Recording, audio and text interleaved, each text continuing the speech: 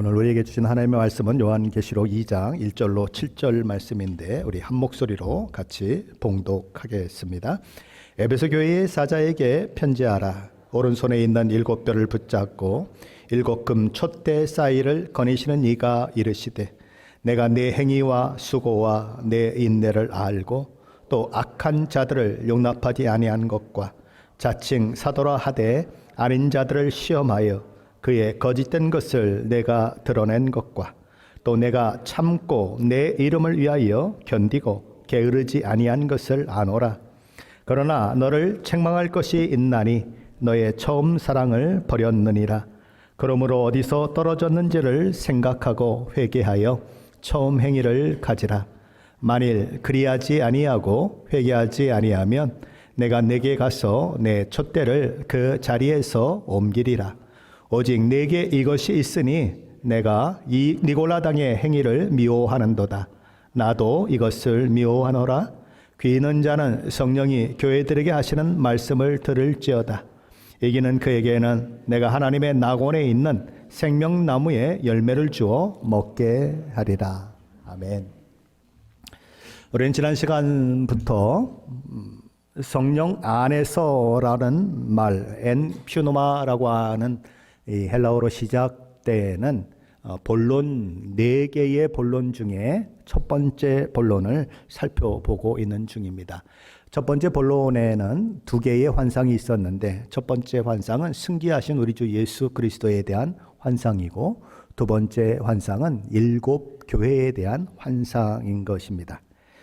그래서 성령 안에서라고 하는 것으로 4개가 구분된다 이렇게 말씀을 드렸었죠. 그래서 요한계시록 1장 10절, 그죠? 그리고 4장 2절, 17장 3절, 21장 10절 이렇게 4군데로 이렇게 나눠진다 말씀을 드렸었죠. 자, 그런데 이 말씀을 나누기에 앞서서 지난주에 시간이 없어서 제대로 나누지 못한 그 말씀을 좀 한번 생각해 보아야 할 필요가 있어서 그 부분을 먼저 나누어 보려고 합니다. 왜냐하면 많은 오해를 낳고 있는 말씀이기 때문에 짚고 넘어가야 하기 때문에 그렇죠. 자, 우리 요한계시록 1장 19절 말씀입니다. 한번 같이 보겠습니다. 19절입니다. 그러므로 내가 본 것과 지금 있는 일과 장차 될 일을 기록하라. 아멘. 우리 주님은 승기하신 우리 주님에 대한 환상을 보여주시고는 이 말씀을 하셨습니다. 우리 주님에 대한 환상을 보여주시고 하신 말씀이 여기 보면 내가 본 것 이렇게 되어 있습니다. 그러니까 본 것이니까 과거 시제죠. 그리고 지금 있는 일은 뭡니까? 현재형이니까 현재 일을 말합니다. 그리고 장차 될 일은 미래형으로 미래의 일을 말합니다. 그렇다면 사도 요한이 본 것은 무엇이고 지금 있는 일은 무엇이고 장차 될 일은 무엇을 말하는 것일까요? 많은 사람들은 이것은 아주 굉장히 쉬운 거다 그렇게 생각을 합니다. 그래서 어떻게 생각을 하냐면 내가 본 것은 승기하신 우리 주님에 대한 환상, 그 머리는 머리털이 희기가 흰 양털 같고 이렇게 나오잖아요. 그것을 가리키는 것이 본 것이다 이렇게 생각을 합니다.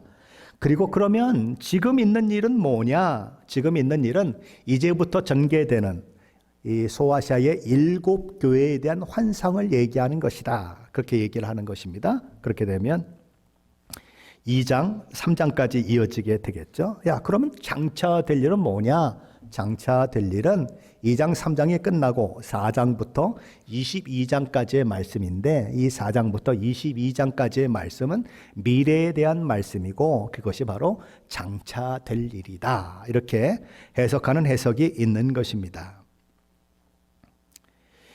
자, 그럼 그렇게 해석을 해도 될까요? 라고 하는 질문을 좀 던져보아야 하는 것입니다. 의외로 많은 분들이 요한계시록을 이렇게 강해를 하면서 이렇게 얘기하는 분들이 참 많이 있어서 짚고 넘어가야 하는 것입니다. 이것은 너무 이 모든 환상들 그리고 이런 것들을 너무 쉽게 그렇게 풀으려고 하는 그런 생각 속에서 오는 오해인 것입니다. 그렇게 해석하면 안 된다라는 것이죠.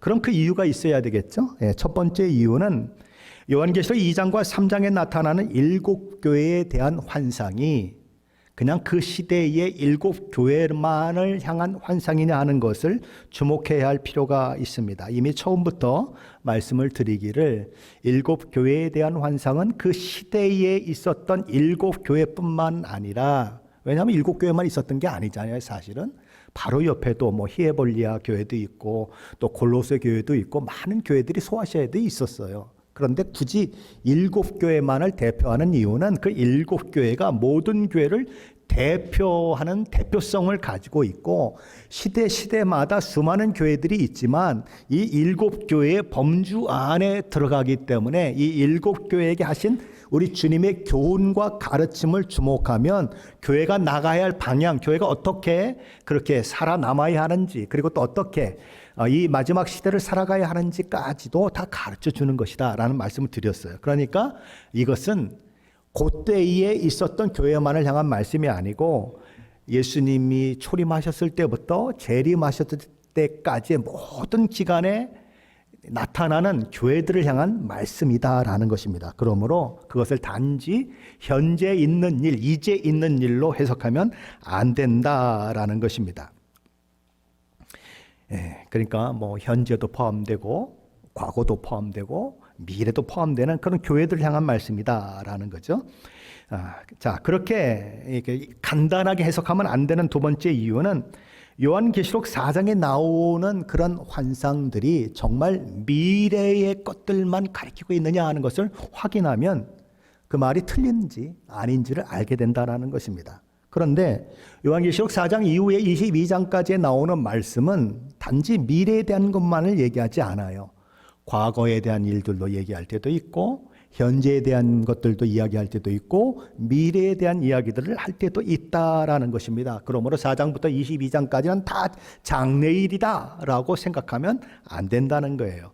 자, 세 번째 이유는 요한계시록 1장 11절 말씀 때문에 그래요.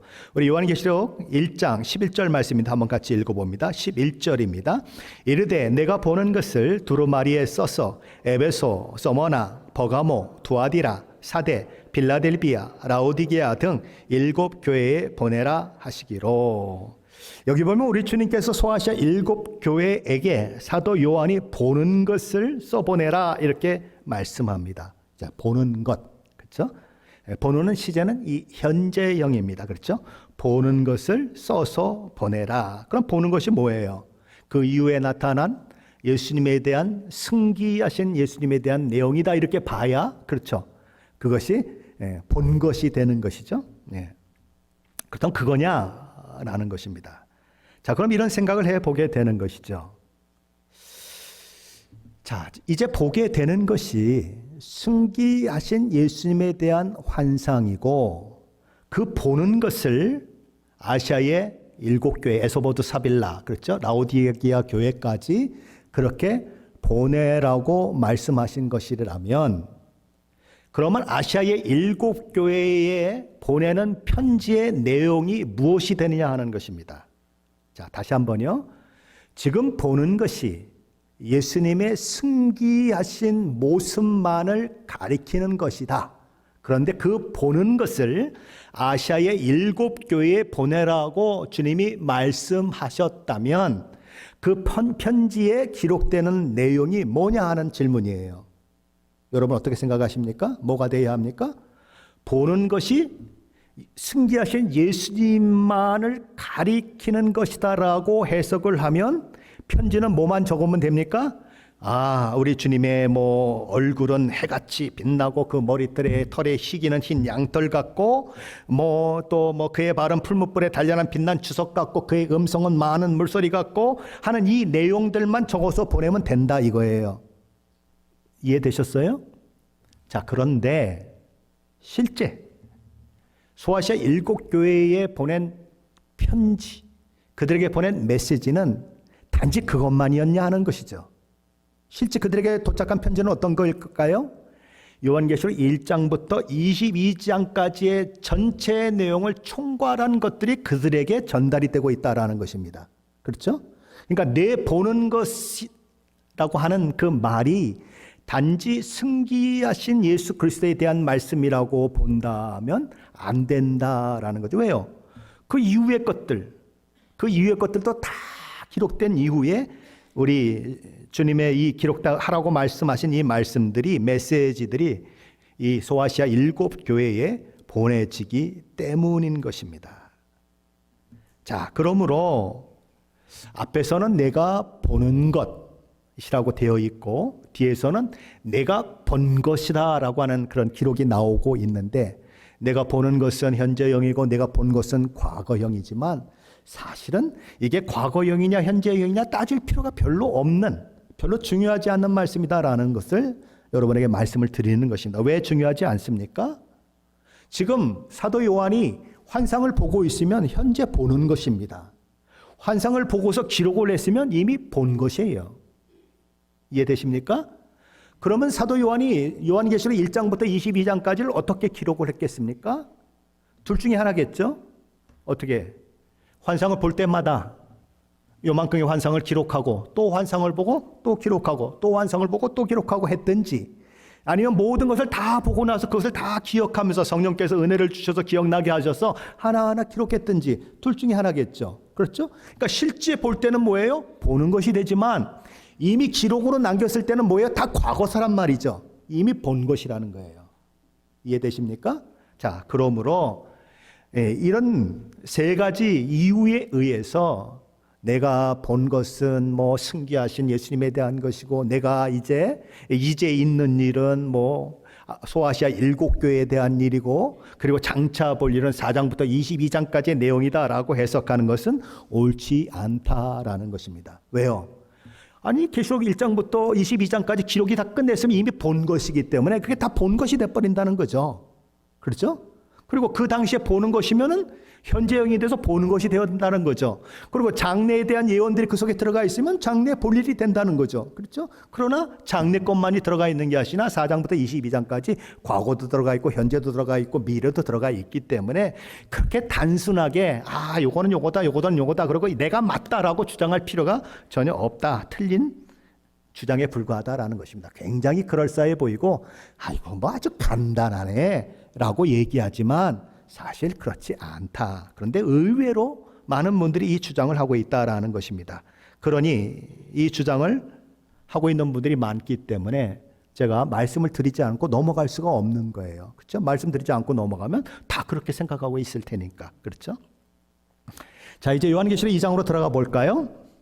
자, 그런데 요한계시록 2장을 들어가기 전에 요한계시록 2장과 3장에 나오는 7교회에 대한 이 환상에 대해서 잘못 이야기하고 있는 것들을 또 한 번 더 생각을 해봐야 하는 것입니다. 이러다가 언제 2장 들어가요?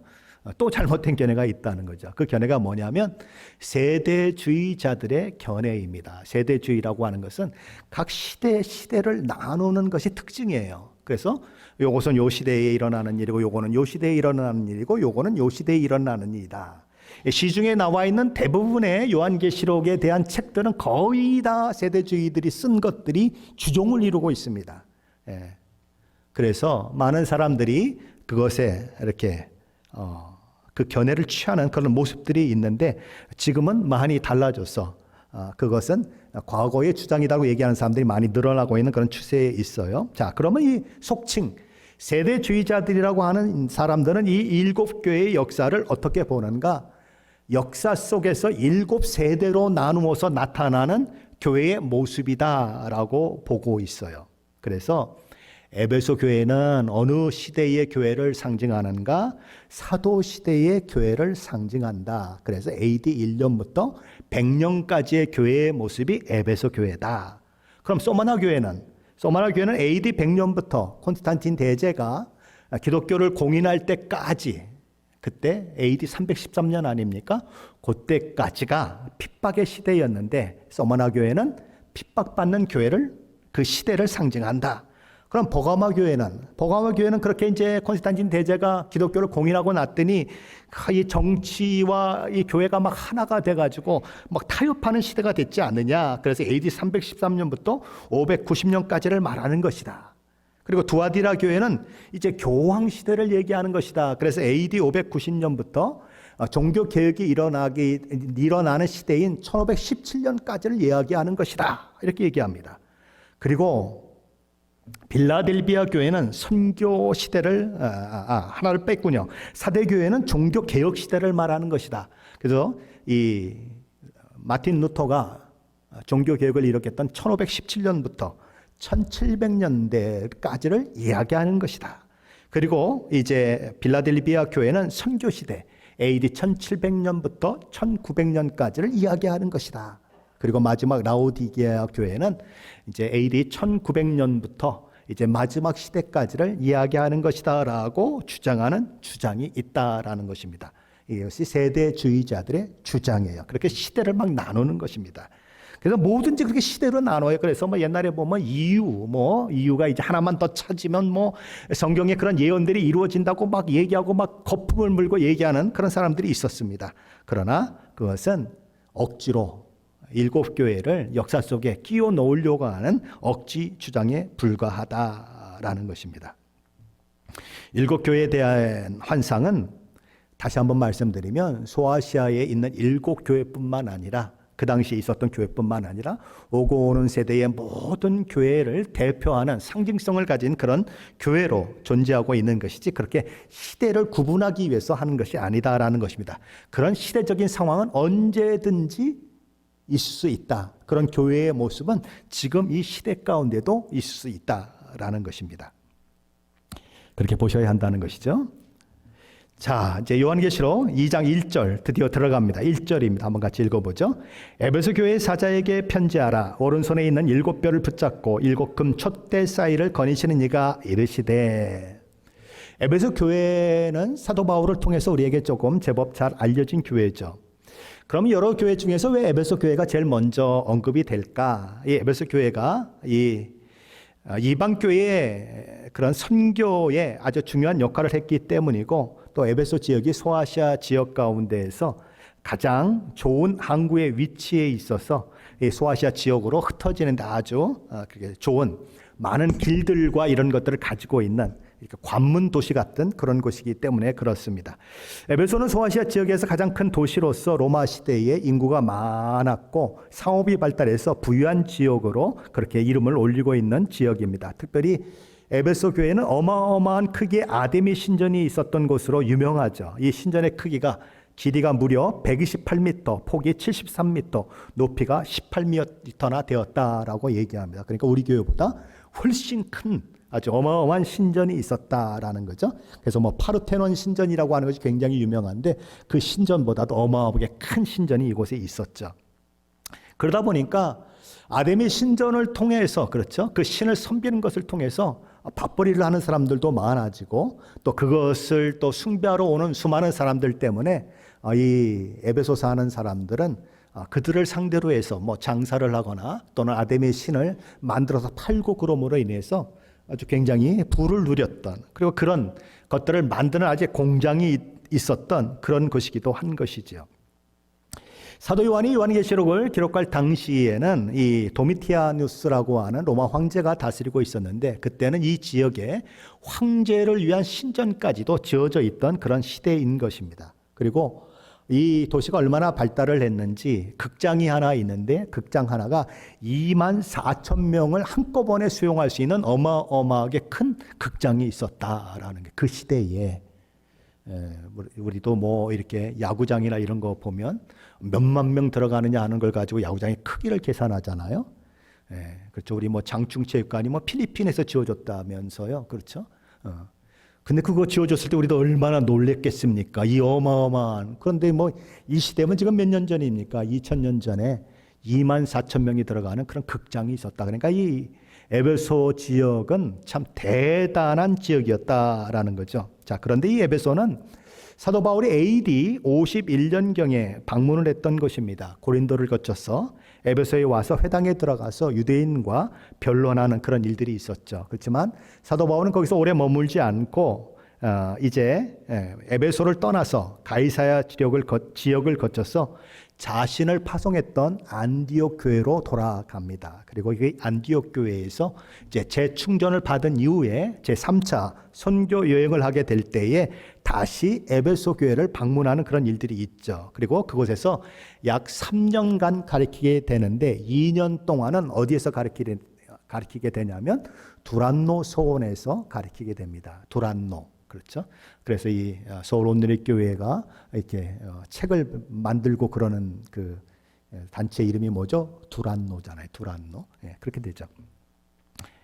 자, 그래서 두란노 소원에서 사도 바울이 2년 동안 가르치게 되는데 그 결과 아시아에 사는 자는 유대인이나 헬라인이나 다 주의 말씀을 듣게 되었다라는 그런 결론에 이르게 되는 것이죠. 그래서 문제가 생긴 거예요.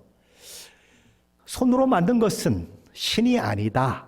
그래서 너희들은 하나님, 손으로 만들지 않는 그 하나님을 섬겨야 된다라고 사도 바울이 이야기함으로써 데메드리오와 그리고 그를 통하여서 공장이 운영되고 그곳에서 이제 직원으로 고용된 수많은 사람들의 그 일이 잡이 위험하게 되는 거죠. 그렇죠? 왜요? 그렇게 되면 우상을 사지 않는 일들이 일어나게 되니까 이거 안 되겠다. 그래서 그들이 막 소동을 일으키게 되는 것입니다. 이러다가 우리 밥거리가 떨어지게 됐다. 그게 주 목적인데 그걸 얘기하면 안 되잖아요. 그렇죠?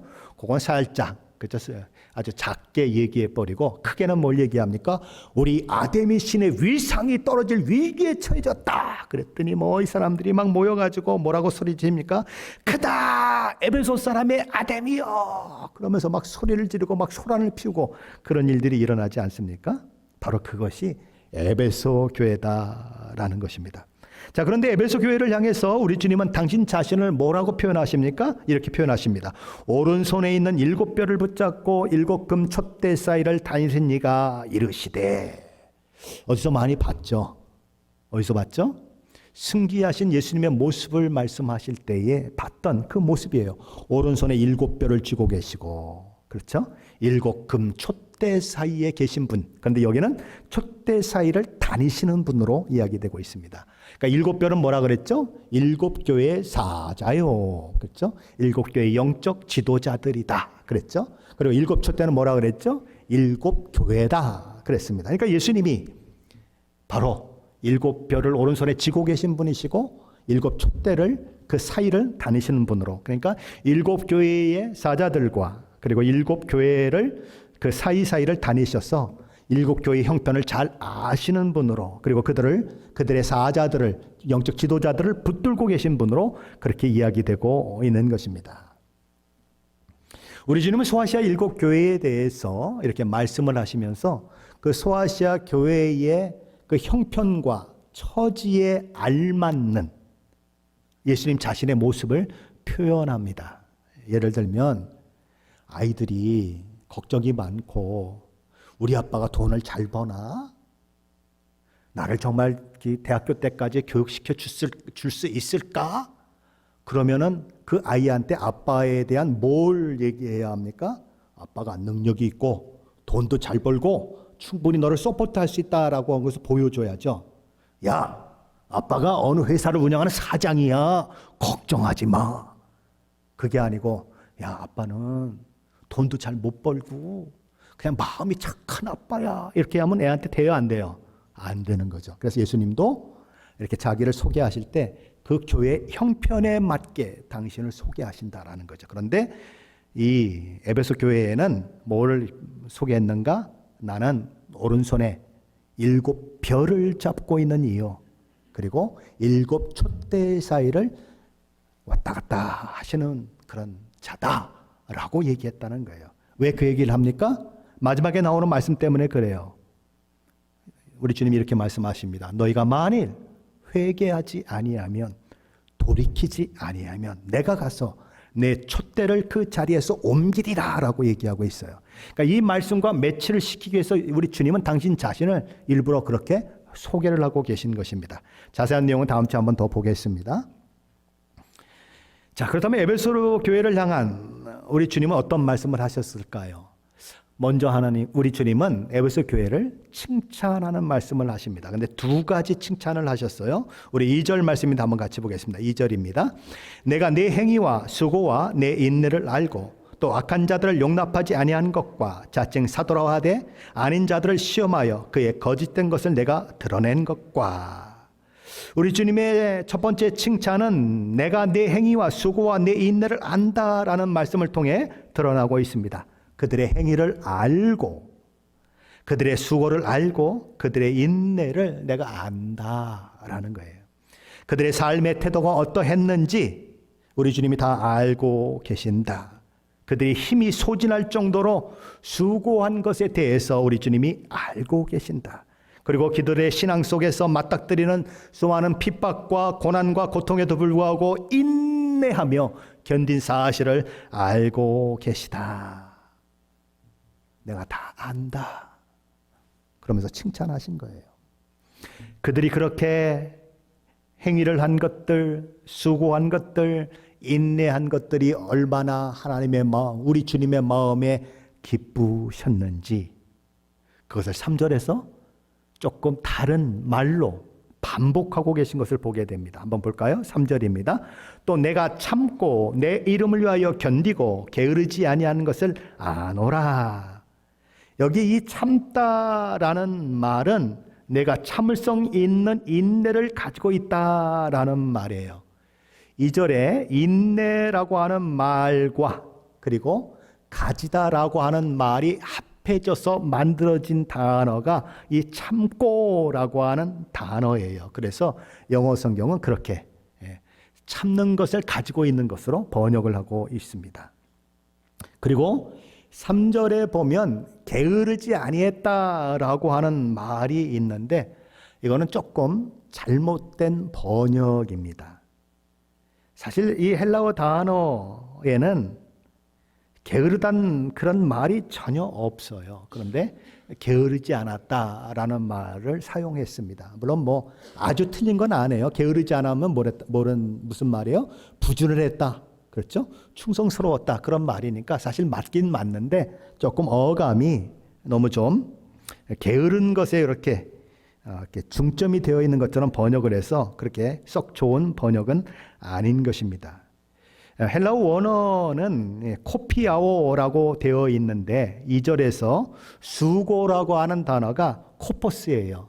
코피아오라고 하는 단어가 어디서 왔냐면 수고라고 하는 단어인 코포스에서 왔습니다. 그러니까 이 게을렀다라고 하는 이 단어로 이렇게 번역이 됐지만 실제로는 뭐냐면 수고라고 하는 단어와 같은 어원을 가진 그런 뜻을 가지고 있다는 것입니다. 그러니까 뭐가 더 강조되어야 합니까? 수고가 더 강조되어야 한다는 거예요. 그러니까 이 말은 이런 뜻이에요. 지치도록 힘들게 일했지만 약하여지지 아니하였다. 이런 뜻인 거예요. 엄청나게 수고를 했지만 약하여지지 아니하였다. 이렇게 해석을 해야 된다는 거예요. 조금 어감이 다르죠. 게으르지 아니하였다 그러면 우리가 그냥 빈둥빈둥 놀고 그러지 않았다 이렇게 생각이 되지만 그게 아니고 정말 지치도록 힘들게 열심히 충성을 다하고 수고했지만 그럼에도 불구하고 약하여지지 않았다. 이런 의미다라는 것입니다. 자, 그들은 어떤 사람들이었는가? 주의 이름을 위하여 견딘 자들이었다. 이것이 에베소 교회의 모습이었고 우리 주님이 그것을 칭찬하셨다라는 것입니다. 그런데 뭐 했고 3절에도 뭐 했고 세 번씩 삼중적으로 강조되고 있는 것을 보는 거예요. 이 성경에서 그렇게 삼중적으로 강조되고 있는 것들이 참 많이 있어요. 그건 뭐냐면 아주 그렇게 강조하심으로써 우리 주님이 그들의 그런 모습들을 얼마나 기뻐하셨는지를 그렇게 표현하고 있는 것입니다. 그것이 우리 주님이 에베소 교회에 했던 첫 번째 칭찬인데 그럼 두 번째 칭찬은 뭐였을까요? 그것은 이런 것입니다. 에베소 교회 성도들이 악한 자들을 용납하지 않았고 자칭 사도라 하되 아닌 자들을 시험하여 그의 거짓된 것을 드러낸 것, 그것을 우리 주님이 칭찬하셨습니다. 많은 교회 내에서 갈등이 일어나는 경우는 어떤 것일까요? 공동체 안에서 자신의 자리와 지위를 찾고자 하는 사람이 많아지면 그 교회는 갈등을 겪게 되어 있습니다. 누가 그 교회에 힘을 가지고 있느냐.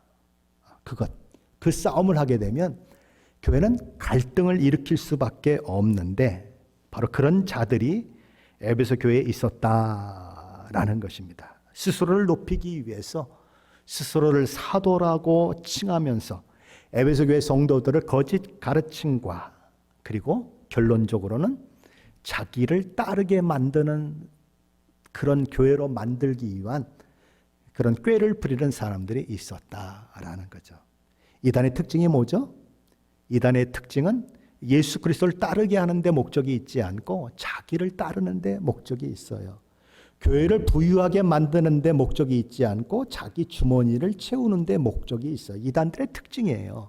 다 자기를 따르게 만들고 모든 재산은 자기 주머니로 들어오게 만드는 것이 이단들의 생각이 있는 것처럼 바로 그런 거짓 사도들, 거짓 선생들, 거짓 선지자들이 초대교회에도 있었다라는 거죠.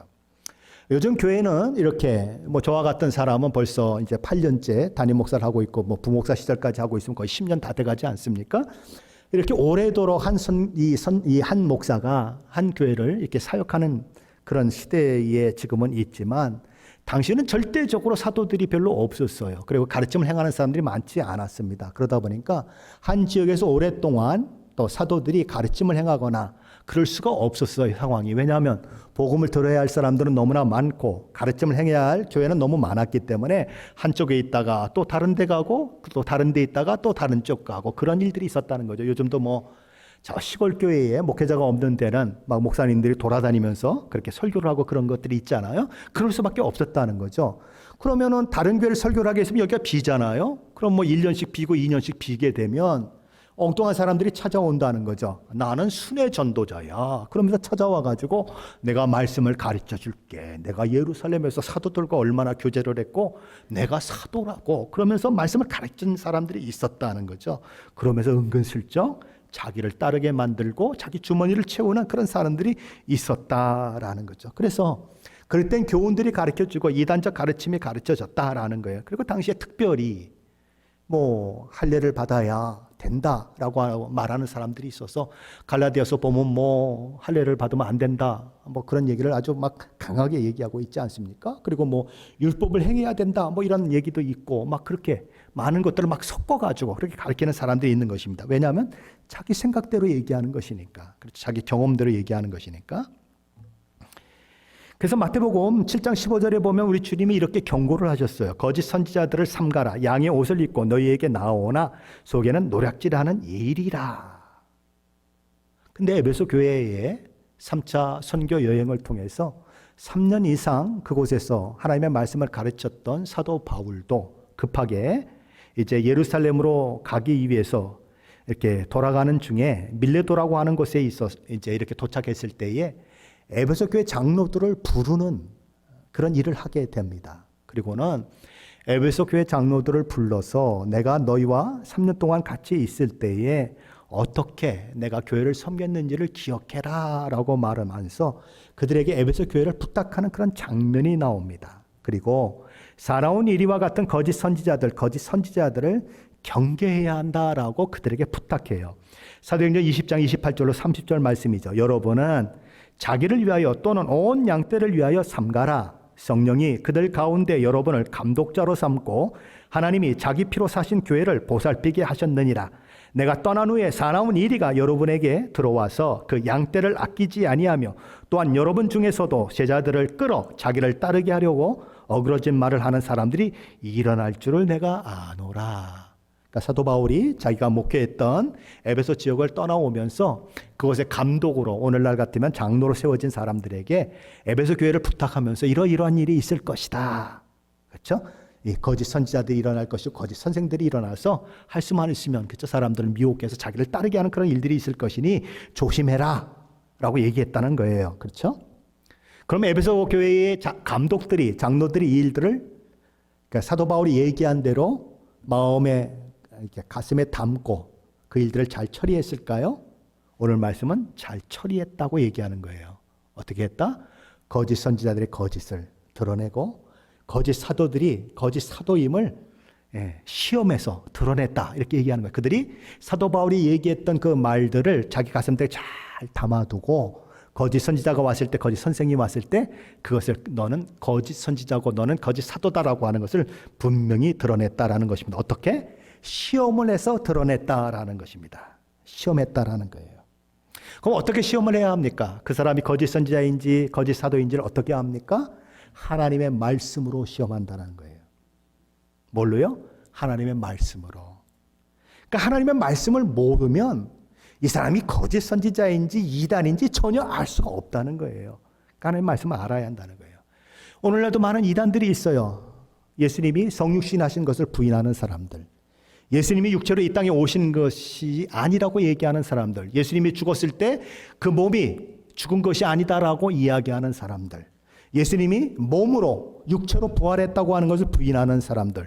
예수님이 승천하신 하나님 우편에 앉아 계셔서 온 세상을 다스리는 것을 부정하는 사람들 있어요. 그리고 예수 믿는 것이 예수님만 믿음으로 충분하지 않고 다른 것이 있어야 된다고 이야기하는 사람들 있어요. 우리의 열심을 추가해야 한다. 초대교회 같으면 할례를 받아야 한다. 율법을 지켜야 한다라고 이야기하는 사람들이 있어요. 그런 사람들이 있을 때 뭘로 그들을 시험하는가? 하나님의 말씀에 그렇게 이야기되어 있는가라는 것을 가지고 시험해서 거짓말이구나, 잘못됐구나 분별할 수 있어야 한다라는 것입니다. 둘째는 어떻게 분별해야 하냐면 우리 주님이 이렇게 말씀하셨어요. 그들의 열매로 그들을 알지라. 그들의 행위를 보고 그들에게서 어떤 열매가 나타나는지를 보라는 것입니다. 한참 좋다고 따라다녔더니 자기 주머니만 채우고 그냥 자기만 높아지는 이런 일들을 하게 되면 가짜다. 주님이 주신 열매들이 나타나야 한다. 그게 진짜다라는 거죠. 그런 것들을 통해서 바로 이 에베소 교회는 그 일들을 이제 잘 감당하게 되었고 그들의 거짓을 드러내서 물리치는 그 일들을 잘 했다라는 것입니다. 자, 그러면 그런 그들이 어떤 모습으로 나타났는가? 요한계시록 2장 6절입니다. 한번 같이 볼까요? 6절 말씀입니다. 오직 내게 이것이 있으니 내가 니골라당의 행위를 미워하는도다. 나도 이것을 미워하노라. 니골라당은 거짓 선지자, 거짓 선생들을 가리키는 표현입니다.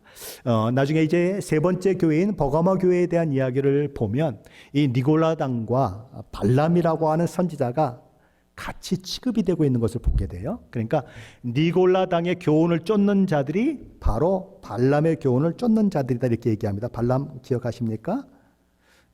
민수기 23장부터인가요? 23장부터 한 25장까지 그 발람 선지자에 대한 얘기가 나오잖아요.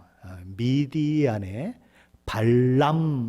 발락이라고 하는 왕이 있었는데 이스라엘 백성들이 자기 지역을 이렇게 지나가게 되자 위험을 느껴서 아주 신령하다고 하는 발람 선지자를 불러서 그렇죠? 저들을 저주해라 그렇게 얘기하죠. 하나님이 가면 안 된다 그랬는데도 발람 선지자는 갑니까 안 갑니까? 가요. 뭐 때문에 가죠? 머니가 들어오거든. 복채가 들어오거든. 그게 좋아가지고 가는 겁니다. 그래가지고 저주를 하려고 그러는데 하나님 허락하시지 않으니까 저주는 못하고 나중에 칭찬만 하죠. 그러다가 무슨 꾀를 냅니까? 이스라엘 백성들을 타락하게 하는 방법은 하나님 앞에 잘못하게 하는 것밖에 없다. 그래서 이스라엘 백성들을 우상 숭배하게 만들어요. 그래서 수많은 사람들이 죽음에 넘겨지게 만드는 그 일들을 발람이 하게 되는데 나중에 그 발람이 이스라엘 백성들의 칼에 의해서 죽임을 당하는 그런 일들이 있죠. 바로 이 발람의 교훈 어떤 거예요? 머니가 좋다. 머니만 주면 무슨 짓인 듯이 한다. 하나님이 원하시지 않아도 머니만 주면 나는 그냥 그 일을 한다. 하나님이 그냥 자기가 타고 가는 나귀의 말을 열어가지고도 막 얘기하는데도 그래도 하나님이 원하시지 않으면 안 갈게요. 그러다가 하나님이 가라고 그러니까 또 가. 하나님이 원하시지 않으면 안 가겠다고 그랬으면 가지 말아야죠. 그렇죠? 근데 머니가 좋으니까 가는 거예요. 바로 그런 모습들, 니골라당의 모습이었다라는 거죠. 자기를 쫓게 만들고 그랬다. 그런데 그 니골라당의 행위를 누가 미워했는가? 에베소 교회 성도들이 미워했다. 근데 우리 주님이 이렇게 말씀하시는 것입니다. 네가 니고라당을 미워하냐? 나도 미워한다. 다시 말해서 예수님이 미워하는 것을 에베소 교회가 미워했고, 에베소 교회가 미워하는 것을 예수님이 미워했다. 이건 큰 칭찬이에요. 주님이 미워하는 것을 우리 교회도 미워하고, 그렇죠? 우리 교회가 미워하는 것이 주님이 미워하는 것이다. 이건 큰 축복입니다. 큰 복이에요. 바로 그런 칭찬을 받았다는 거예요. 그런데 그들에게 책망도 있었다라는 거죠. 우리 4절입니다. 한번 같이 읽어볼까요? 4절입니다. 그러나 너를 책망할 것이 있나니 너의 처음 사랑을 버렸느니라. 진리를 수호하기 위해서, 교회를 거짓 진리로부터 지켜내기 위해서 에베소 교회는 정말 노력했고 탁월한 능력을 보였지만, 그럼에도 불구하고 그 일을 통해서 잊어버린 것이 있었다. 뭐죠? 내 첫사랑을 잃어버렸다. 처음 사랑을 잃어버렸다. 진리를 지키다가 처음 사랑을 잃어버렸다. 진리를 지키려고 하다 보니까 거짓 선자들이 많아지니까 교회에 오는 사람마다 이상한 눈을 보고 쳐다보는 거예요. 혹시 저 사람도 거짓 사도가 아닐까? 저 시험해 봐야 돼. 그냥 믿었다 큰일 나지. 그래서 이 질문도 던져보고 저 질문도 던져보고 막 그러는 거예요. 그러다 보니까 뭐 이게 좋은 마음으로 왔는데 막 신문당하는 것 같은 느낌이 들고 뭐 이러다 보니까 이게 그냥 분위기가 냉랭해지고 이게 좋지 않은 거예요. 그리고 자꾸 이게 진리에 대해서 막 수호하고 막 이런 것이 강해지다 보니까 실지 복음의 그 은혜를 가슴에 담은 자로 복음을 알지 못하는 사람에게 나아가서 복음을 전하고, 주님이 그들을 위해서 십자가를 지시기까지 사랑한 수많은 죽어가는 영혼들을 향해서 관심을 가지고 복음을 전해야 하는데, 거기에는 별로 관심이 없어지고 그냥 쌍꺼풀을 번쩍 뜨고 이게 진리냐 아니냐 거짓이냐 참냐 여기에만 막 번쩍번쩍 하다 보니까 무서운 사람이 되어버렸다 이거죠. 처음 사랑을 잊어버렸다라는 거예요. 그래서 책망을 들었다라는 거죠. 이 말씀을 준비하면서 제가 군입대 할 때가 생각이 났어요. 저는 군입대 할 때 하나님 앞에 이렇게 기도했습니다. 하나님, 내가 군대 선교사로 갑니다. 하나님, 제가 가서 우리 군대에 있는 식구들에게 복음을 전하는 그런 사람이 되겠습니다. 그래서 기도하고 정말 준비하고 갔어요. 그리고 막 가기 전에 동네를 막 저 들판까지 뛰어다니면서 체력 훈련하고 막 갔어요. 왜냐하면 가가지고 남의 총도 좀 들어주고 그러려고. 실제 가서 그렇게 들어줬어요. 철모도 들어주고 총도 들어주고 그러면 뛰었어요. 그러면 제가 가서 선교사 역할을 잘 감당했을까요? 못했어요. 제대로 못했어요. 왜요? 살아남는 게 너무 힘들어. 매일 얻어터지고 매일 두들겨 맞고 욕먹고 세상에서 듣지 못한 수많은 욕설부터 섹스와 관계된 수많은 이야기를 다 듣는데 귀를 씻어내는 것만도 힘들어. 매일 얻어맞아고 아픈 데는 많고 사람이 무서워지더라고요. 매를 계속 맞으니까 매를 때리는 사람이 무서워. 그래서 그 앞에 가면 막 가슴이 막 뛰고 부들부들 떨려. 막 또 때리면 이제 또 때릴 거 분명하니까 뭐 빨래핀으로 때리는 놈이 없나, 무슨 뭐 쓰레빠를 들어가지고 때리는 놈이 없나. 어떤 놈은 또 이런 놈도 있어요. 네 아래 있는 그 기수들 왜 때리지 않느냐고 나를 때려요. 또 아니 왜 네 밑에 있는 기수들을 때려가지고 군기를 못 잡냐, 네가 예수냐 그러면서 막 귀싸대기를 때리고 그러는데 와, 이게 안 되는 거예요. 제 신앙은 지켰어요. 남들이 교회 안 갈 때도 저는 교회에 갔어요. 30명 40명이 가던 교회 저하고 군종만 둘이 갔어요. 군종은 뭐 자기 군종이니까 가는 거고, 그러니까 군종 위에 교인은 하나밖에 없어요. 쉽게 말하면 목사와 교인 하나 겨우 예배 드린 거예요. 제 신앙은 지켰어요. 그런데 자기 신앙 지키다가 급급하다 보니까 복음을 전하는 데는 실패했어요. 제가 누굽니까? 에베소 교회인 거예요. 에베소 교회인 거예요. 자기 신앙은 지켰지만 사랑을 잃어버린 모습들. 아니 상대방이 뭐 무섭고 상대방이 괜히 때려가지고 화가 나는데 어떻게 그 사람한테 전도를 하겠어요? 어떻게 사랑을 품겠어요? 안 되는 거예요. 그래서 지금도 그냥 군대만 생각하면 막 그쪽으로 향해서 우리 군대에서 하는 말이 있습니다. 나 그쪽을 향해서 오줌도 안 논다. 아주 그냥 치욕적인 소리를 들으니까 그런 거예요. 잘했다고 얘기하는 것이 아니라 잘못한 걸 얘기하는 거예요. 자기 혼자 살아남는 것도 힘들어서 선교사로 간다고 그렇게 결심하고 기도하고 갔는데 선교사는커녕 제대로 복음도 전하지 못하고 왔던 내 모습들, 에베소 교회와 같다라는 거죠. 에베소 교회의 모습을 마태복음 24장에서 우리 주님은 이렇게 미리 경고하신 적이 있습니다. 마태복음 24장 9절로 12절 말씀이죠. 그때에 사람들이 너희를 환난에 넘겨주겠으며 너희를 죽이리니 너희가 내 이름 때문에 모든 민족에게 미움을 받으리라. 그때 많은 사람이 실족하게 되어 서로 잡아주고 서로 미워하겠으며 거짓 선지자가 많이 일어나 많은 사람을 미혹하겠으며 불법이 성함으로 많은 사람의 사랑이 식어지리라. 어떻게 된다고요? 사랑이 식어지리라. 여기까지가 에베소 교회의 모습이었다는 거죠. 그러나 어떻게 해야 하느냐에 13절은 이렇게 얘기합니다. 그러나 끝까지 견디는 자는 구원을 얻으리라. 끝까지 주님을 붙들고 씨름해야 한다는 거예요. 그러면 끝까지 주님을 붙들고 씨름하면서 나타나야 하는 건 뭐예요? 14절은 이렇게 얘기합니다. 이 천국 복음이 모든 민족에게 증언되기 위하여 온 세상에 전파되리니 그제야 끝이 오리라. 이게 사랑을 실천한다는 그거예요. 끝까지 참고 견dim해야 하는 일이 무엇인가? 복음을 선포하는 일이다.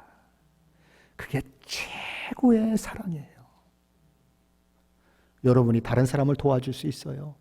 그 사람의 평생을 책임질 수 있어요. 자동차도 사줄 수 있고 집도 사줄 수 있어요. 그러나 그것보다 더 큰 사랑은 예수를 알게 하는 거예요. 왜요? 영원한 생명을 주는 것이기 때문에. 여러분이 여러분의 부모에게 최고의 사랑을 주고 싶습니까? 여러분의 자녀들에게 최고의 사랑을 퍼붓고 싶으십니까? 여러분의 이웃에게 최고의 사랑을 주고 싶으십니까? 예수 전하세요. 예수 믿고 구원받는 것보다 더 큰 것은 없어요. 거기에 올인하세요. 그런데 에베소 교회는 그걸 잊어버렸다라는 거예요. 자기를 지키는데 급급하다가, 제가 군대에서 나를 지키는데 급급하다가 잊어버린 것처럼 어리석었다, 그런 거죠. 그럼 여러분은 어떠십니까? 여러분은 에베소 교회만큼 되십니까? 진리를 소화하기 위해서 목숨을 걸고 있습니까? 진리가 무엇인지 알고 있습니까? 이단들이 오면 너 이단이야 라고 얘기할 만큼 실력을 갖추고 있습니까? 만일 여러분이 그것도 안 갖추고 있고 첫사랑도 잃어버렸다고 하면 에베소 교회 반도 못 쫓아가는 거예요. 저는 이 시대에 그런 교인들이 너무 많다라는 생각을 합니다. 진리도 알지 못하고 첫사랑도 잃어버린 그런 성도들이 너무 많다, 그런 생각을 하게 되는 것입니다. 여러분은 첫사랑을 가지고 있습니까? 주님을 처음 만났을 때 그 감격을 아직도 기억하고 있습니까? 내가 예수 만나 구원받았다고 하는 것이 너무 기뻐서 만나는 사람마다 막 예수를 전하지 않으면 견딜 수 없는 마음들, 그 마음들 지금 가지고 계세요? 저 사람이 예수를 알까? 저 사람이 정말 예수를 알까? 그게 정말 궁금해요? 아니면 돈 때문에 주님을 향한 첫사랑을 잃어버리고, 세상에 취해서 첫사랑을 잃어버리고, 세상에서 성공하겠다고 이리 뛰고 저리 뛰다가 첫사랑을 잃어버리고, 세상 것 즐기다가 주님의 첫사랑을 잃어버려 맨날 과거 타령만 하고 왕년에 소리만 하고 있다면 저와 여러분은 정말 큰일 나는 것입니다. 첫사랑을 잃어버린 모습이죠. 우리 지금 그런 에베소 교회를 향해 회개를 촉구하는 거예요. 그리고 회개하지 않을 때 일어날 일에 엄중히 경고하는 것입니다. 우리 요한계시록 2장 5절 말씀도 한번 같이 읽어봅니다. 5절입니다. 그러므로 어디서 떨어진 것을 생각하고 회개하여 처음 행위를 가지라. 만일 그리하지 아니하고 회개하지 아니하면 내가 네게 가서 내 촛대를 그 자리에서 옮기리라. 우리 주님은 어디서 떨어졌는지를 생각하라고 얘기합니다. 어디서 떨어졌습니까? 첫사랑을 가진 것에서부터 떨어져서 첫사랑을 잃어버린 상태 가운데 있는 것입니다. 그것을 생각하라는 거예요. 내가 어디서 떨어져서 내 신앙이 이 모양 이 꼴이 되었는가? 과거에는 내가 열심히 교회를 섬기고 열심히 막 복음에 대한 열정을 가지고 나아갔고 기도의 자리도 나아갔는데 어쩌다가 내가 이 모양 이 꼴이 되어가지고 아이고 이래도 좋고 저래도 좋고 예배도 재미도 없고 말씀을 들어도 졸리기만 하고 교회 가는 것은 그냥 억지로 가는 것이 되고 어떻게 내가 이렇게 되었는가 살펴보라는 거예요. 어디서부터 떨어졌는지를 알아야 회복할 수 있으니까 그렇게 하라는 거예요. 근데 예수님이 이렇게 말씀하시는 것입니다. 내가 이렇게 경고했는데도 불구하고 회개하고 돌이키기를 거부한다면 내게 가서 내 촛대를 그 자리에서 옮기리라. 촛대의 역할이 뭡니까? 촛대는 밝히 빛을 발해서 어두운 곳을 비춰주는 것이 촛대의 역할이에요. 맞아요? 그 촛대의 역할을 하라고 대제사장이 매번 들어가서 불을 살피고, 그렇죠? 심지가 좀 잘 안 타게 되면 심지를 잘라주기도 하고 기름이 부족하면 기름을 붓기도 하는 것처럼 우리 주님이, 대제사장이 된 우리 주님이 저와 여러분의 그 기름이 끊이지 않도록 계속 기름을 공급하시고 꺼지지 않도록 돌보시고 인도하시고 그러시는 거죠. 그런데 촛대의 역할을 잊어버리면 아무것도 안 보이는 거죠. 그렇죠? 아무것도 안 보이는 곳에 촛대가 서 있으면 무슨 역할을 하겠습니까? 여러분 한번 생각해 보세요. 어딜 딱 들어갔는데 아무것도 안 보여. 근데 그 안에 촛대가 분명히 있거든요. 근데 내가 걸어가야 돼. 어떻게 되죠? 가다가 턱 걸려가지고 뒤로 퍽 넘어지든지 그러는 거예요. 빛이 되어서 사람들을 넘어지게 하지 않게 만들고 사람들로 하여금 길을 발견하게 만들어야 되는데 촛대가 빛을 잃으면 사람들을 넘어지는 걸림돌이 된다 이거죠. 그게 지금 우리 교회라고 하면 좀 그런가요? 오늘 이 시대의 교회의 모습이 아니냐 이거예요. 빛을 잃어버리니까 교회가 예수 믿는 사람들이 오는 것을 방해해요. 너같이 믿으려면 안 믿겠다는 거예요. 너 같은 교회면 나는 안 믿겠다는 거예요. 이게 지금 우리 현실 아니에요? 빛을 잃어버린 교회의 모습 아니에요? 욕심꾸러기에다가 그냥 세상 욕심으로 가득 차 있고 속이는 데도 다 그냥 다 들어가고 뭐 권사니 장로니 하는데 뭐 자기 당에 들어가면 한다는 짓들이 하나님이 원하는 짓 합니까? 뇌물 받고 뭐 하는데 장로 안 낀 데 있어요? 목사 안 낀 데 있어요? 권사 안 낀 데 있습니까? 솔직히 한번 말해보세요. 다 걸림돌들이에요. 빛을 잃어버려서 지나가는 사람 걸려서 넘어지게 하는 촛대. 그러니 주님이 어떻게 하겠다고요? 촛대를 옮겨버리겠다라는 거예요. 교회의 교회됨을 잃어버렸다는 거죠. 경건의 모양은 있으나 경건의 능력은 없다는 거죠. 빛을 비춰야 하는데 빛을 비추기는커녕 걸림돌이 되었다는 거죠.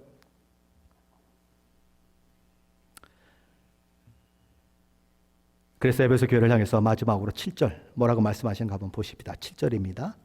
귀 있는 자는 성령이 교회들에게 하시는 말씀을 들을지어다. 이기는 그에게는 내가 하나님의 낙원에 있는 생명나무의 열매를 주어 먹게 하리라. 귀가 있다면 들어라. 그렇게 말씀하시는 것입니다. 그리고 끝까지 분투해서 이기는 자가 되어라. 그런 자에게는 낙원에 있는 생명나무를 먹게 하겠다 이렇게 얘기하는 거예요. 히브리서 3장 14절에 이렇게 얘기합니다. 우리가 시작할 때 확신한 것을 끝까지 견고히 잡고 있으면 그리스도와 함께 참여한 자가 되리라. 어떻게 해요? 끝까지 견고히 잡고 있어야 한다는 거예요. 그래야 한다는 것입니다. 그럼 에베소 교회는 우리 주님의 이런 경고를 듣고 돌이켰을까요? 회개했을까요? 역사는 에베소 교회가 돌이켰다라고 말합니다. 회개하고 새로운 길로 들어섰다라고 얘기합니다. 그것이 에베소 교회의 아름다움이에요. 사랑하는 성도 여러분, 여러분 하나님 앞에 칭찬받을 일이 뭐가 있으십니까? 과거에 했던 일들 분명히 하나님이 칭찬하실 것입니다. 그리고 칭찬을 받아야 마땅한 일들 하신 분들 많이 있으실 것입니다. 그럼 지금은 어떠십니까? 정말 주님을 향한 불붙는 사랑이 내게 있습니까? 그 사랑 때문에 나는 헌신하고 있습니까? 그 사랑 때문에 오늘 예배하는 이 예배가 기쁨의 예배가 되고 그 사랑 때문에 주님을 향해 찬양할 때에 그 찬양이 내 가슴에 뭉클하게 다가오고 가슴이 뜨거워지고 그리고 내 눈에 정말 감사합니다라고 하는 믿음의 고백으로 나오는 눈물이 흐르게 만들고 그러십니까?